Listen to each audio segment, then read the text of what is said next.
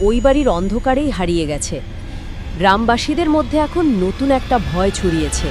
কিরকম? ওরা বিশ্বাস করে ওই বাড়িতে এখন আর একটা ছায়া নয়, দুটো ছায়া ঘোরে, বোন আর তার নতুন ভাই, যাকে সে চিরকালের জন্য বেঁধে ফেলেছে। তাহলে মোদ্দা কথাটা হলো, রাখি বন্ধনের মতো একটা পবিত্র দিনে ভাইয়ের চরম বিশ্বাসঘাতকতা আর তার থেকে জন্ম নেওয়া এক অভিশাপ, যা শুধু গল্প কথা হয়ে থাকেনি, এই সেদিনও তার ভয়ঙ্কর রূপ দেখিয়েছে। একদম।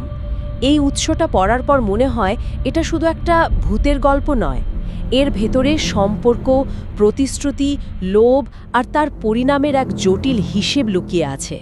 ঠিক। পবিত্র বন্ধন যখন এমন ঘৃণায় বদলে যায়, তার প্রভাব যে কতটা মারাত্মক হতে পারে, এই কাহিনীটা যেন সেটাই চোখে আঙুল দিয়ে দেখিয়ে দেয়। সত্যি ভাবনার বিষয়।